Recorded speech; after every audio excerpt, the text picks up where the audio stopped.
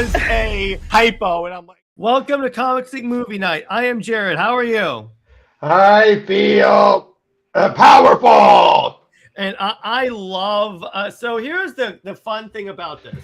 So we're talking about the 1987 He-Man, the Masters of the Universe movie. And let me start off by saying, so I went into this movie expecting, and granted, it is rough around the edges and some really like age well, but largely this was pretty fun.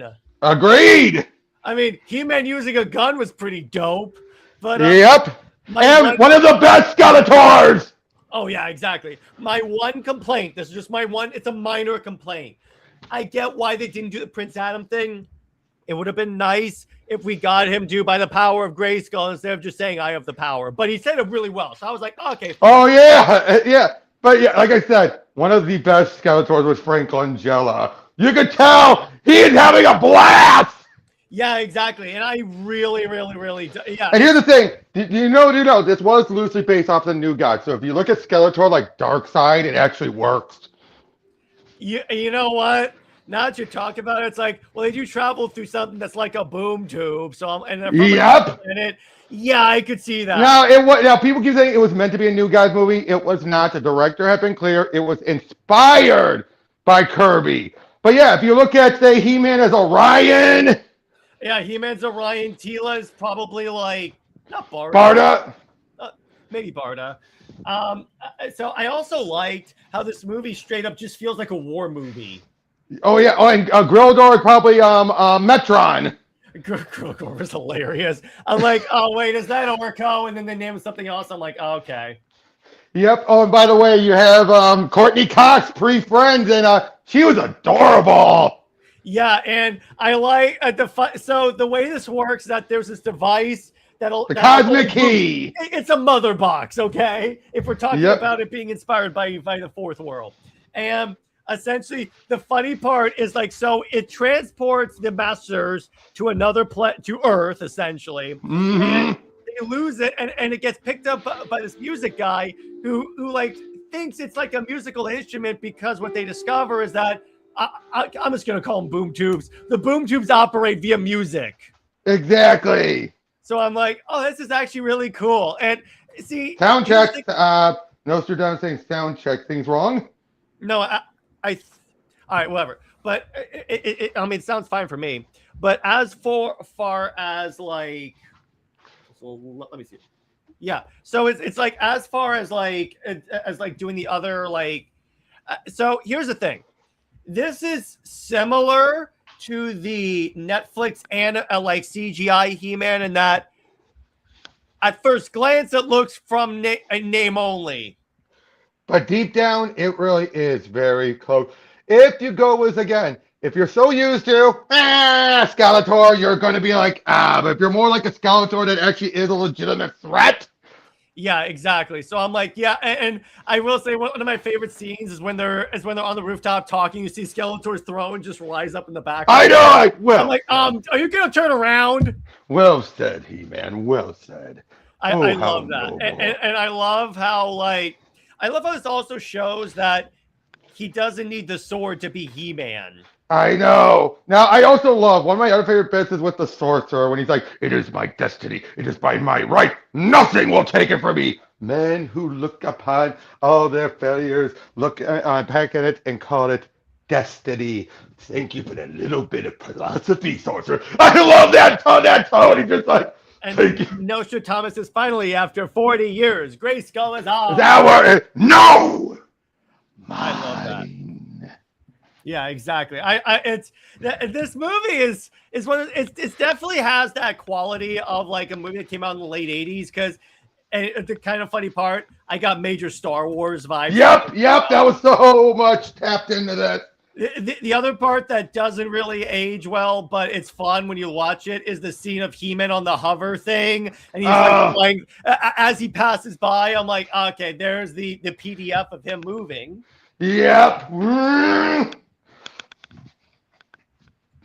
I'm like, that's funny. It's like, I really dug that. And again, it's one of those movies that if you're watching at it from the perspective of like the movies are now, it obviously, yeah, it doesn't hold up. But if you're watching it as just a fun little sword and sorcery movie, and like if you know enough about He-Man, it's like, yeah, it matches up. Let me put it this way: it's not an in name only.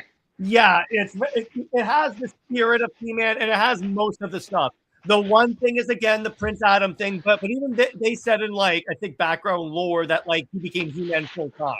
Exactly. He but permanently became He-Man. He sacrificed being Adam so he can stop it because the war just kept going and going. Yeah, so I'm like, oh, okay, I'm kind of. Oh, and of course the Skeletor's big hammy speech before he becomes a god.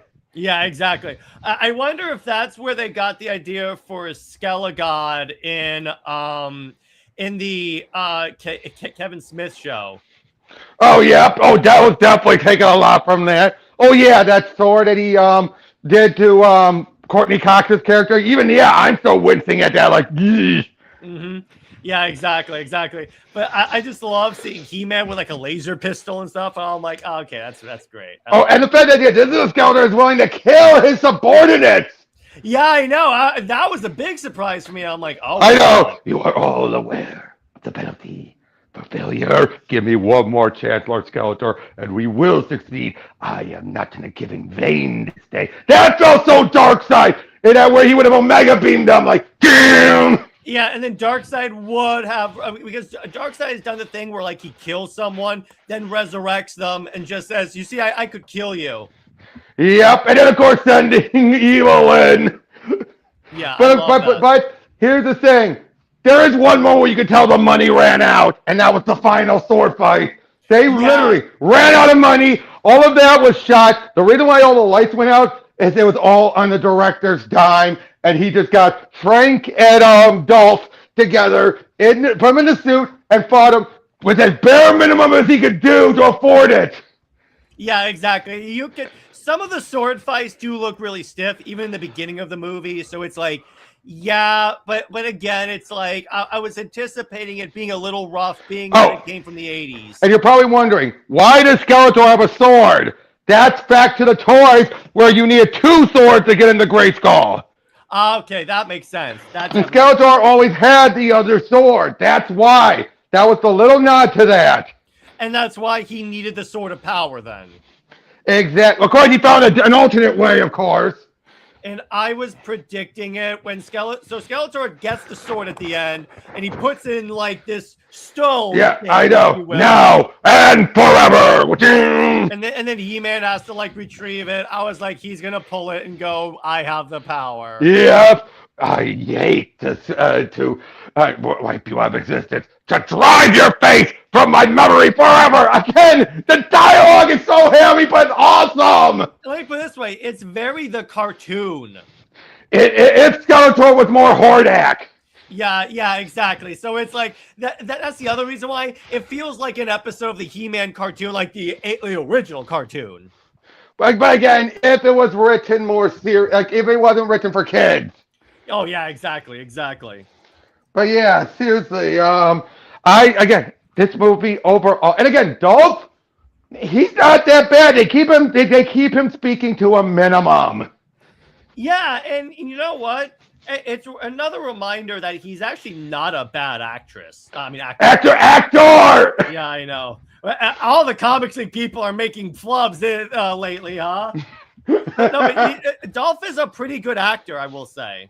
Definitely. Even on this back then, because I was like, this was around the time he started, and I was like, okay, how's it? It is around the time he did Punisher, I think.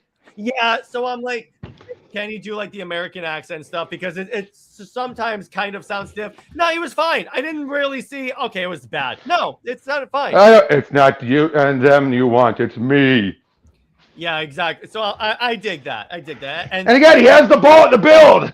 Yeah. Oh, yeah. Exactly. It's like if there's one person that like you don't have to do like getting jacked for. How about Ivan Drago? Exactly. If he looked more jacked than he did in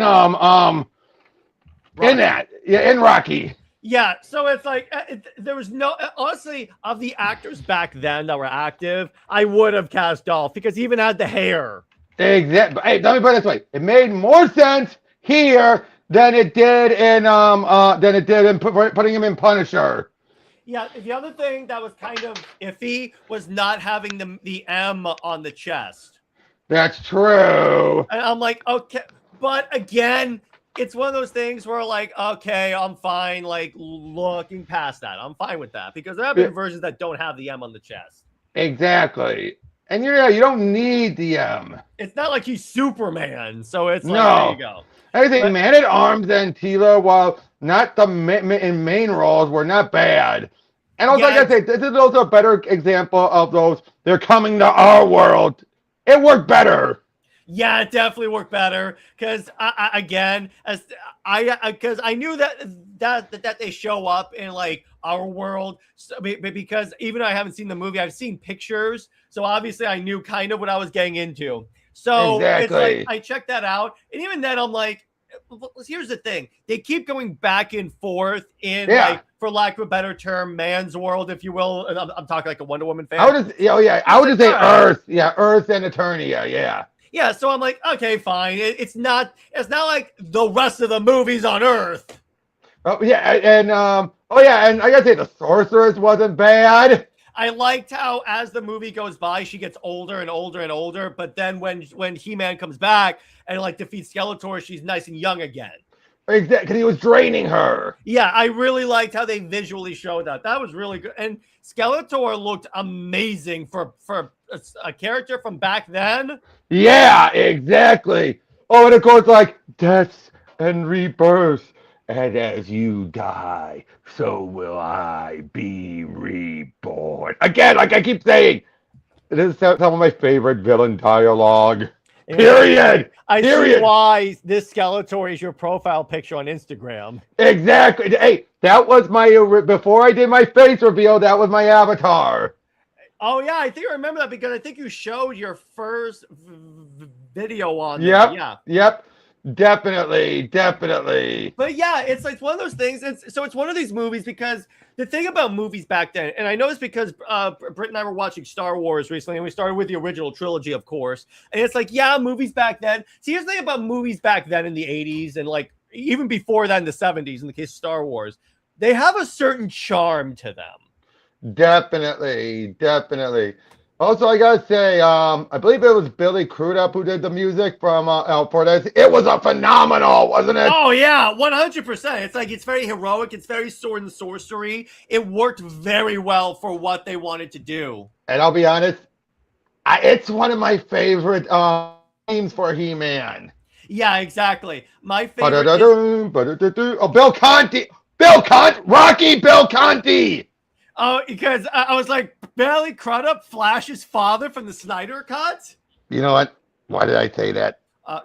I gotta say it, Robert. I gotta play this clip because you said that. How would you like me to make your life a living hell? Well, I'm not really ready for a relationship, Lois, but thank you for asking.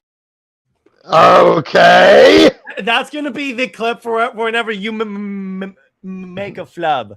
Hey, still not as bad as Jay Heath. I don't think there will ever be one as bad as confusing as Jim Stalin with Joseph Stalin. Yeah, I was like, even you and I were like, wait a minute here. Wait, what? I'm glad you reacted too, because I was like, did I hear that right?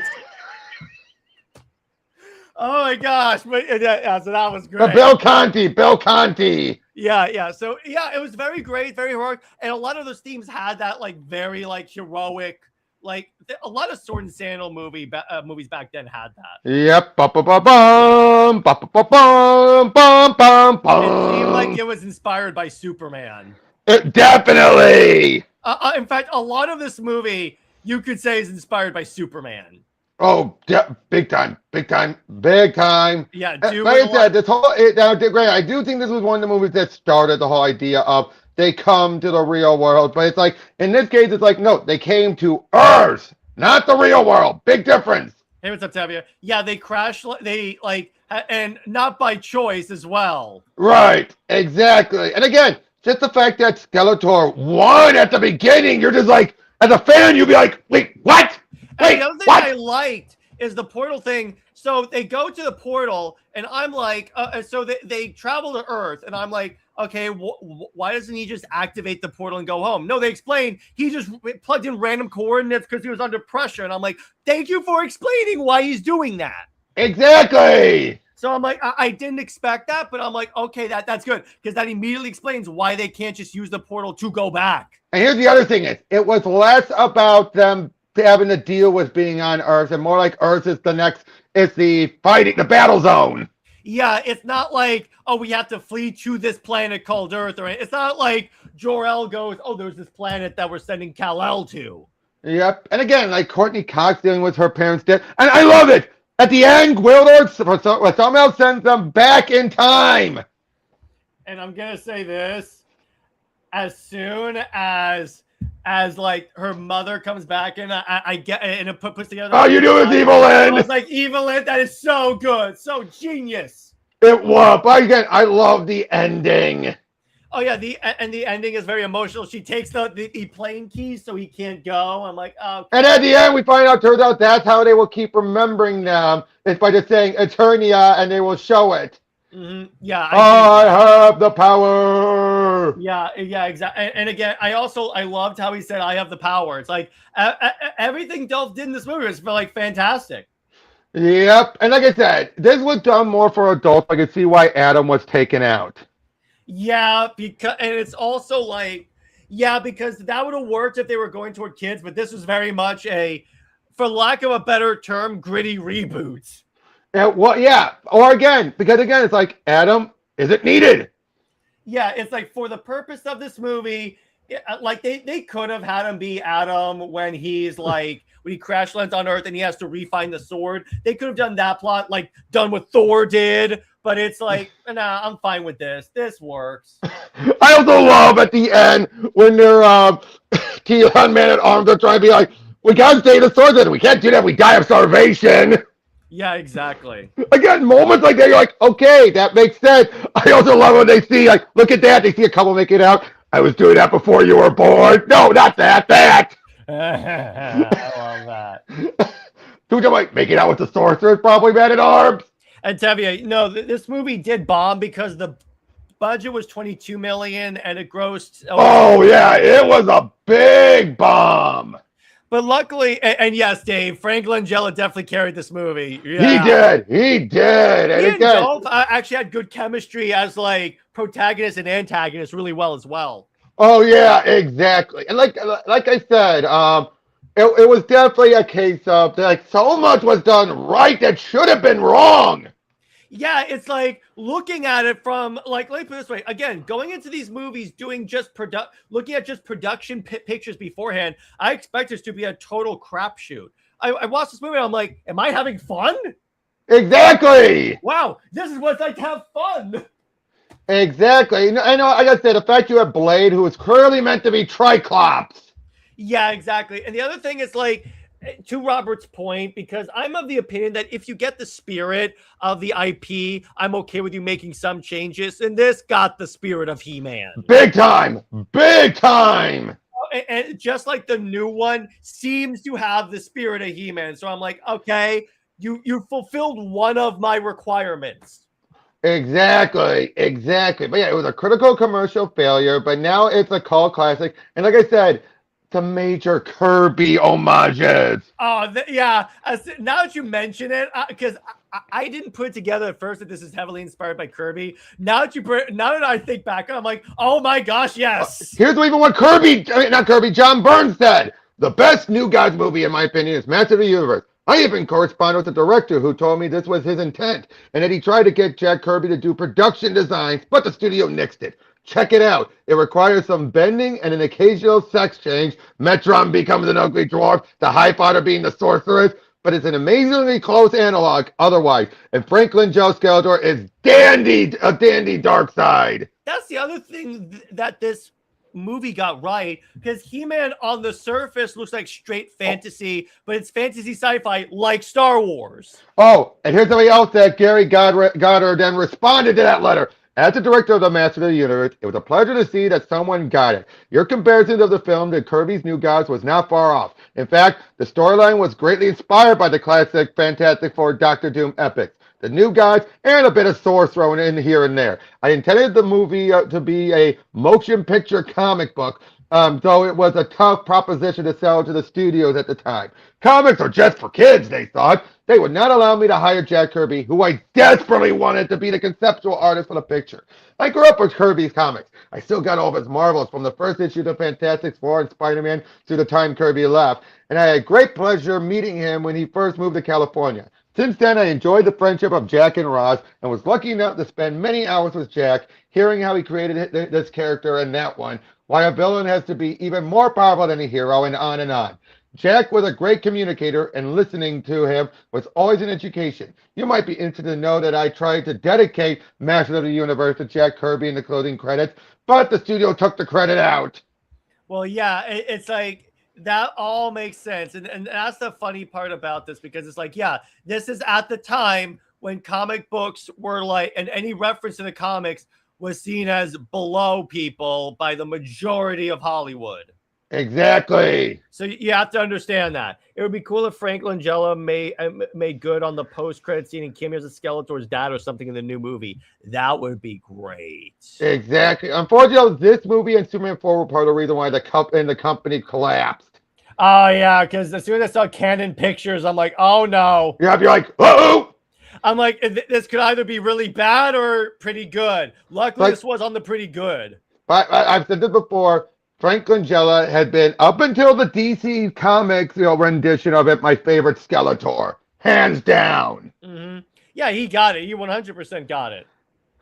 Yep. Oh, boy. Apparently Mattel caused problems for the production crew by not paying half of the production budget on time. Yeah, exactly. And then Kitevia says, wait, how did the company collapse? Too many flops, too much big budgets put into it. Yeah, dude, the guy who wrote this also wrote Supergirl. Well, this was way better. So it's like, what happened, bro? Oh, he also wrote The Dark Crystal. He co-wrote the Muppet movie. He worked on the Muppet Show. He was eventually going to do Tales from the Dark Side. Mm-hmm. So, okay, that explains a lot more. Once they say Dark Crystal, you're like, okay, you know what? That's perfectly fine. Yeah, and again, it's like, it's one of those occasions like Christina Hodson where it's like, okay, writers are allowed to have bad films, okay? That's the way this works. Right? Dave says Canon was trying to do a lot of comic book films. It's strange that they didn't want Jack Kirby on their side. Well, again, the studio executives probably still didn't respect comic books enough. They just saw it as just some IP farming. Yeah, exactly. And in many ways, like this way, James Gunn being a studio executive, love him or hate him, is a good sign because obviously the man is a comic book fan. Yep. Oh, by the way, the fact that was Meg Foster as Evelyn. And you know what? Pretty good. I liked it. Perfect casting. She felt evil. Pun intended. I know. I was not suggesting that I go with something you should not have spoken. And it's like, in terms of my earlier complaint about the sword fighting being stiff, that was all sword fighting back then. So I'm not really going to like... Especially with that big of a sword? Yeah, so I'm not... So I'm going to rescind that because I'm like, that's any movie back then is going to have that. It was that huge of a sword. Even if it was somehow lightened, you're going to have that. So I'm like, nah, I'm good. I'm good. You're good. Exactly. Oh, yeah, again, we have James Tolkien, Mr. Strickland as the cop in this. I love that. I was so that's how I was, because I'm like, oh, where have I seen you from? Yeah, like, oh, Mr. Strickland. And I love where slacker. I love where what's up, Lou Blanc. I loved where the dude brings the mother box. Yes, I'm calling it that, to the pawn shop, and the dude tries to say it's just like some electronic. He starts pressing random buttons, and like the portal thing opens, and I'm like, of course, while they're trying to screw around with it, that's how Skeletor finds Earth. Yep. So I was like, that's fine. I'll accept it. That's pretty good. Again, there's been other cases where the whole being done on Earth is more done for a budgetary reason, and it probably was done here too, but here they actually made a story out of it. Yeah, I'm fine with that. Again, if this was meant to be a lot like Kirby, if you take the New Gods, that's what happened with the New Gods coming to Earth. I'll give you that. Hell, I could see the detective instead of if this was a New Gods, he would have been Mannheim or someone. Yeah, exactly. You could definitely see all of the like similarities between the two. But again, it was never meant to be directly Darkseid, just Kirby in general, but it shows. It really shows. That's set! Yeah. Yeah, exactly. So it's like, and even with like a few of the other scenes, it's like, and also I will say this: the production design of this was really cool. Like all the tanks and stuff look dope. Oh yeah, big time. Yeah, like even Gwildor's design wasn't that annoying. And it's like it looked good for the effects of the time. It's like as soon as you add the of the time thing, it's like because obviously compared to what we have today, yeah, it doesn't look good. But it's like just take it as it is back then. I know. Again, the fact that people keep saying this is like a horrible movie, it's like not really. I mean, just I think people are comparing it to the standards we have now, and I'm like, no. Yep. Although, like I said, I do think the other reason is because it did set that standard, unfortunately, for the again, let's take these characters out of their environment and put them on Earth. Tevia says, how was Triclops done in the movie? He was Blade. Blade was Triclops. Yeah, as soon as I saw that, I was like, I know who you're supposed to be. It seemed like they were like... Some of them, like they have Beastman, but he was the only carryover. Yeah, exactly. I can imagine that. Yep, and what was with Karg? Why he looked like he was trying to be like he's supposed to be a little feminine or something because of the way his outfit looks. Yeah, exactly.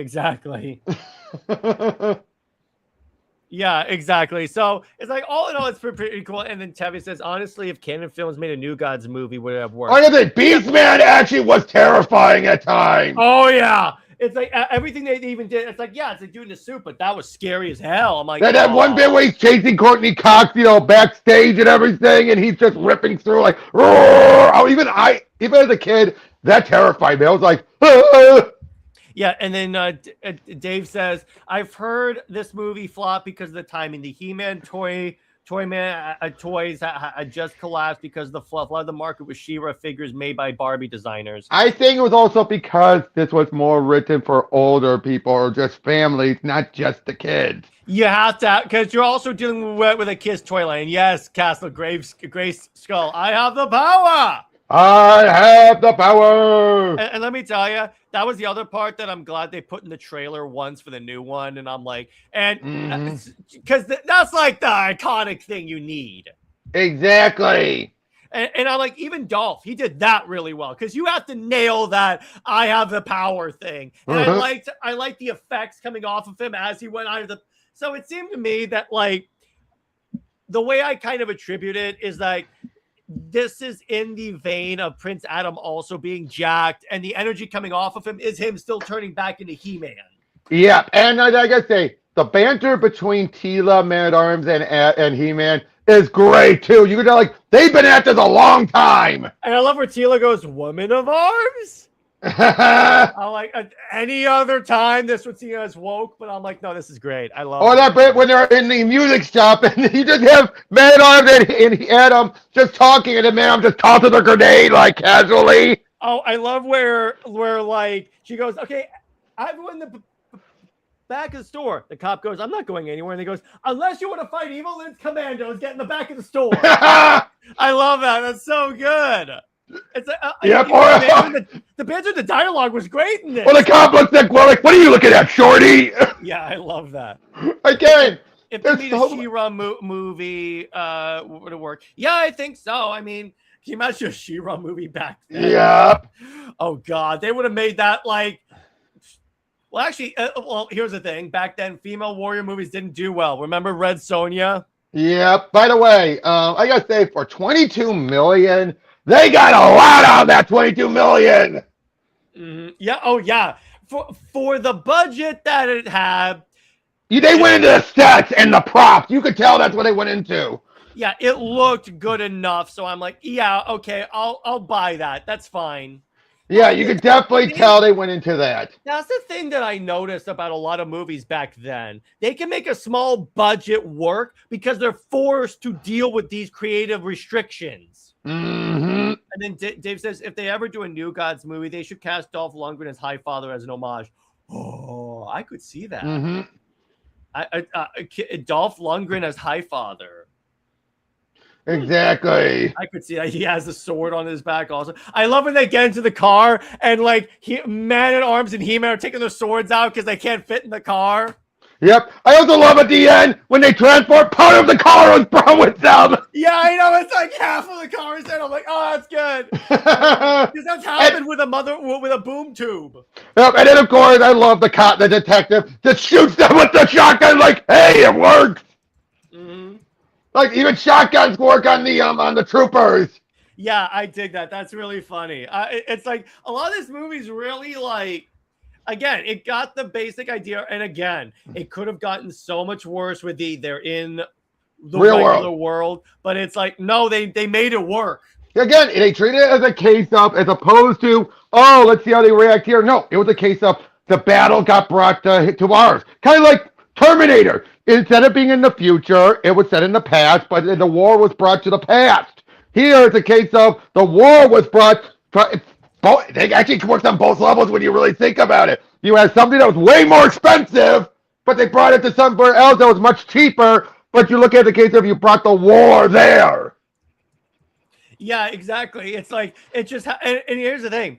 They accidentally ended up in our world. Yeah, exactly. World. It's not like they go again. To go back to my previous point, it's not like me because in Superman they sent him to Earth intentionally knowing what Earth was going to be like. Well, some versions. Dave goes, I probably watched this movie dozens of times growing up. It used to be on TV all the time. Yep. Oh, he brings up Bison, like M. Bison in Street Fighter. Yes, again, a case of the actor just having a blast. And in both cases, they were doing the roles for their kids. Yeah, so I'm like, all right, that works for me. Yeah, Langella did it because his son was a big fan. Yeah, yeah, exactly. I also love that's how Conan O'Brien got involved in the Lego Batman 3 game. His son goes, "You're in this." I love that. That's good. But I've said before, and I'll say it again. Skeletor's speech at the end is one of my favorite villain speeches of all time. Yeah, exactly. Why don't you do it? What? Let me get the quote then. Hold on. Yeah, go ahead and do your Skeletor voice. Yep. Hold on. I'm trying to find it. Hold on. Where is it?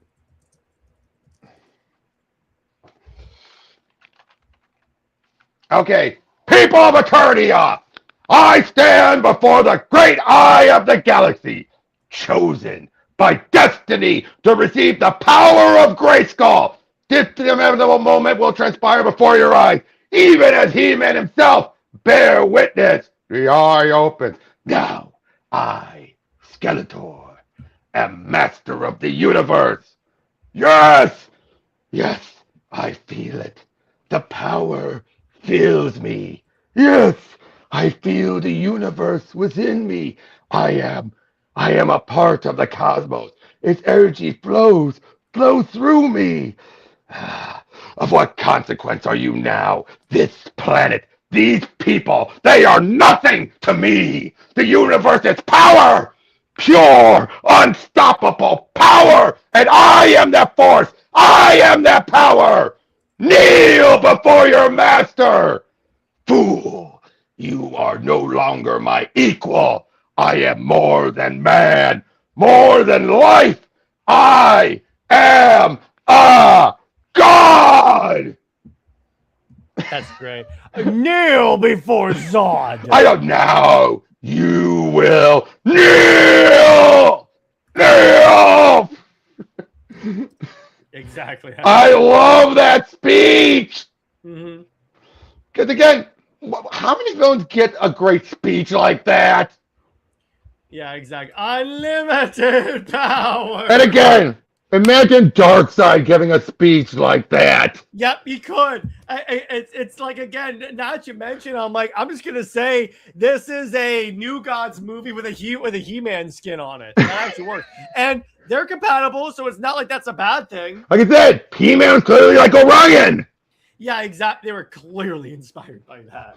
And I love how this movie also, even on the Eternia part, it's like, again, Skeletor's winning. You don't expect that. I'm like, because you expect it like, oh, the hero wins at the end, and the villain has to travel or something like that. Yeah, but no, in this case, the bad guy already won. Yeah, exactly. And they have to retreat. I like that. Yep. Oh yeah, Mark Hamill Skeletor, the CGI Skeletor. Unfortunately, we're gonna have to deal with Jared Leto, but I think Leto will be able to pull it off. Yeah, it's like, yeah, we'll see what happens with that. Yeah, so I'm fine. Yeah, but I'll be honest though. Here we go. Wait. New Man and the Masters of the Fourth World. Yeah. By the way, I gotta say, there's no way I think Leto will ever be able to top Langella. Oh, of course not. Langella was just perfect. Yeah, exactly. Yeah, yeah, exactly. He's really good with that. He was fantastic as Skeletor. I like that. It was, and this is what. Yeah. Even though the ending was predictable, like when He-Man is like hanging from the ledge, blocking with the sword, I'm like, it's Skeletor is gonna fall off. But I'm like, hey, it's fine. It works. I know. Yeah, and I'll be back.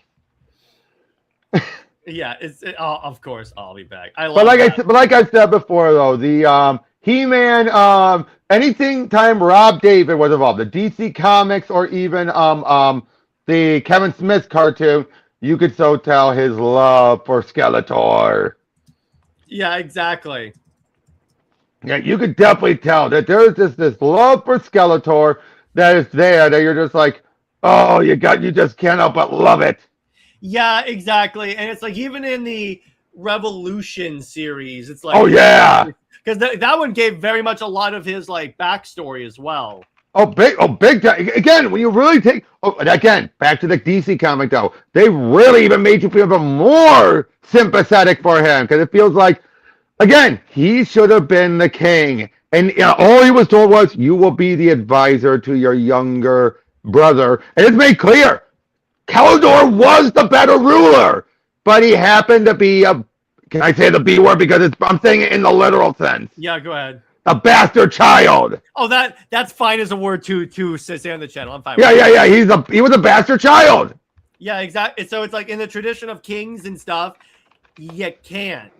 Yeah, and especially because he's also a oh geez, what is his species called again? A Gar. He was a Gar who was responsible for the death of King Grayskull. So it's like, not only is he a bastard, he's a Gar. That'll be like the king, a prince of the eldest prince was not only a bastard child, but his mother was a Nazi. Yeah, exactly. It's the same thing. Yeah. Right. So, yeah. So, and by the way, so the new movie looks really good. I wonder if 80s nostalgia is still big enough to make it. Here's the thing: it's directed by Travis Knight. Yep. The dude knows how to make that work. It does. So, case in point, Bumblebee. Yep. Here's the thing: the dude made the G1 designs work for modern day. Which, to the point where that's why they carried that over in the Rise of the Beast. Remember, originally it was meant to be a Remember, it was originally meant to be a prequel, but then they said, nope, it's a reboot because he did such a good job. Because again, the problem that like they ran into when they were doing the original 2007 movie is that the G1 designs looked kind of hokey at the time. Now, the way that Knight visually was able to do it, and that shows me that what Knight is probably going to do with He-Man, he's going to lean into the campiness of it, but also like the sword scene. Oh, don't worry, it's my sword. It's like, by the way, to that part, yeah. By the way, mind if I read one other thing? I'm gonna do. I'm gonna read. This is from the comic. This is from the Origin of Skeletor comic. Now, tell me how you think about. First of all, here's my Skeletor boy. But you're like, and so this is the death of Gwildor, first son of King Miro, brother to King Randor, the scientist, the scholar, the general, the obvious heir to the throne of Eternia, the half-breed bastard child of a king and a creature the world has deemed subhuman. I fancy other names for myself. Kaldor the Mighty, Kaldor the Destroyer, Kaldor the King. Instead, it will be Kaldor the Fallen, Kaldor the Weak, Kaldor the Liar, Kaldor the Betrayer. I will make this right. I will fix my legacy. What do you think of that? Really good. Again, but how was that me using the 80s Skeletor voice, but with that dialogue? You killed it, man. Again, but doesn't that sound like, oh, again, this is why I said this Skeletor is the only thing that could rival Langella Skeletor. And TMO says, it's a pity that this movie is likely to fail as Jareth is there. Jared Leto. I don't think it's going to fail. If it fails, No. it won't be because of him. I don't think it's likely. He's not the lead. Yeah, Heck, you're going to barely see his face. Mm-hmm. Yeah, and for over 10 years, wherever he's here again, here's the difference: you're not going to see his face; it's his voice. The only thing to see is if he's Kaldor, but he's going to wear blue makeup for that because all Gar are blue-skinned. And then it's like they could give him a voice changer when he's Skeletor. It's not going to be that bad. It's not like with Morbius where it's like his face Or Ares. or Joker. Yep, I can't wait to show you my toys. Yeah, exactly. But and, you know, I do like, yeah, when you look back at Skeletor and you realize he was blue skinned but with a yellow skull, and you realize, oh yeah, of course he's blue skinned. Yeah, exactly. Because that's the race he is. Dave says Leto is fine as a supporting character actor, but audiences just don't accept him as a leading man. That's the other thing. It's not like he's playing Prince Adam, thank God. Yep. Can you imagine that, Barty? The new movie looks really good by one of. Oh yeah, we already did that. I'll be honest though, I did not mind him in Ares. He was. Yeah, Barry, I actually enjoyed Ares. I'm going to tell you that. My problem, I've said it before. My problem with Ares is this: it was clearly the plot was clearly written to be a sequel to Legacy, but you had everything that was connected to Legacy chopped out. Yeah, exactly. Hey, what's up, X-Men Superfan? As leading out to always fails. Yeah, exactly. How's everyone doing? We're doing excellently. Thank you. Would you agree with that, though? It's clearly the plot is clearly a follow-up to Legacy. Like the problem is in the beginning. Here's the thing. Also, it's so lazy the way they do it because in the opening scene it says Sam Flynn leaves the company for personal reasons. I'm like, and they make it like he drove the company into the ground. I'm like, what? Yeah, I'm like, what? Like, and not that. Mm-hmm. You know what? The one way that could have fixed it, because you needed the Flynn connection. Why not have those two girls been adopted by Flynn? Yeah, you could have done that. That's all you needed. That's all you needed. Then you would have kept the Flynn dynamic. TMO says it would be nice if the movie was better than Smith's controversial cartoon. Season 1 of the cartoon is, I can get why some people don't like it. Watch Revolution. Revolution's way better. Revolution's way better, but even with the other one, it was still good. Mm-hmm. Again, the big problem was that you had a whole year of build up to hate it. Yeah, exactly. And you had people that obviously kind of hadn't seen it, but they were making assumptions because of it. Mm-hmm. Yeah, and then Dave says Sam Flynn left after becoming a Bitcoin billionaire. No. He left after buying Twitter. And then, of course, it ends with, I gotta go find Quora. It's like, you could have brought her in. Yeah, exactly. I'm like, what? Again, so much of this would have worked if this had more ties into Legacy. Because again, the plot was clearly written with Legacy in mind. This was the accumulation of everything from the first two movies, and it fell flat. Yeah, exactly. And then, but there was a lot of hate for it, like She-Ra. She-Ra was different. She-Ra was definitely that. She-Ra was completely different. Now, I'll be honest. Can I tell you one thing that I will always be impressed by the idea of She-Ra and the fact that even the 80s, they made it work? It's the notion that she was actually raised to believe she was on the good side of people who were being horrible. Like, even back in Secret of the Sword, the movie that introduced her, I still remember 2 key moments when she's looking and seeing how horrible the horde is. First is, on your feet, slave! Water. I need water. Throws him into the water. Or, what's going on? The lawman, the owner said that the taxes were too high and a horde trooper overheard him. Now they're going to destroy his home. Damn! You're just like, Jesus! Yeah, exactly. For 80s cartoon, that's pretty dark. But you know what I also love? I liked the did you see, obviously you saw the death battle, right, of her and Wonder Woman? Mm-hmm. I love where they did the new 52 thing where when Diana does not have her bracelets on, she gets like uber powerful. Yep. I love it. You're no match for a princess of power. Get over yourself. TMO actually asked, in your childhood, was this cartoon one of your favorites? Yes. My favorite was in terms of He-Man, mine was the 2003 cartoon, because that was He-Man when like I was getting into that. Again, for me, I didn't watch much of the 2003 cartoon, but as much as I wanted to. I wanted to. By the way, did you know that the Masters of the Multiverse actually wrapped up that cartoon? Yeah, I read that book, by the way. It wasn't that bad of a wrap-up. Pretty good. And again, it's like He-Man for the most. It even had the original cartoon He-Man. I'm like, oh, okay, that's clever. Oh, yeah, they call him Beverly Chipper He-Man.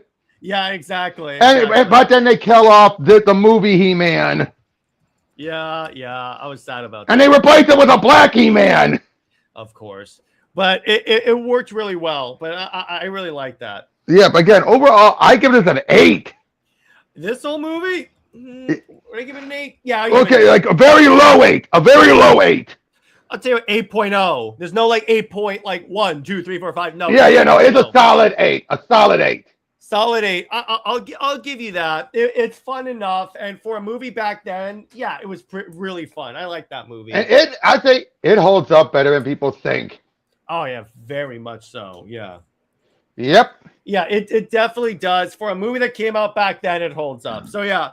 So how about next week we talk about? We can even do Conan if you want. Sure, why not? Let's keep it with this theme. Yeah, we might as well. We'll do Conan. Right, we'll do Conan the Barbarian, then we'll do Conan the Destroyer, and then we'll do Red Sonja. Oh, God. And then we could do the newer Red Sonja movie. Oh, God. We're going to have to, Robert. From what I've heard, that wasn't that good. The one I heard was either, at best, meh, at worst, sucked. Yep. And yet you think with that costume, it'd be perfect. But from what I heard, she's not in the chainmail a lot.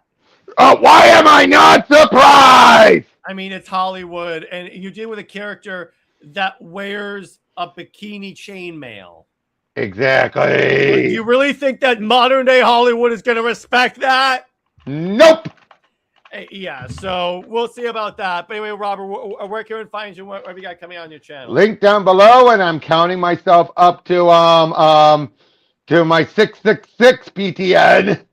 Oh boy. Yep. Cannot wait. And then as for Super Wonder Legacy at 9:30 p.m. Eastern time, you can find Britt and I going live, where we're going to compare Silver Surfer and Shia LaBeouf and his other love interest from that book. I keep forgetting. Dawn. Yeah. And 2 Superman and Wonder Woman, and talk about cosmic stuff. So that's going to be really fun. Mm-hmm. Amazon Answers is going to be Wonder Woman Black and Gold, the older one, not the newer one. I haven't read the newer one yet. Mm-hmm. Wonder Woman Wednesday is going to be the Tomorrowverse Wonder Woman. So I'm going to go with that. And yeah, that's what I got so far. And I will see you guys later. Stay heroic. Remember, actually, no, I'm not going to say anything. Actually, you know what, Robert? There's a very appropriate way to end this stream. Oh, good journey. No. Okay, what? Robert, in your Skeletor voice. Oh, until we meet again. See ya.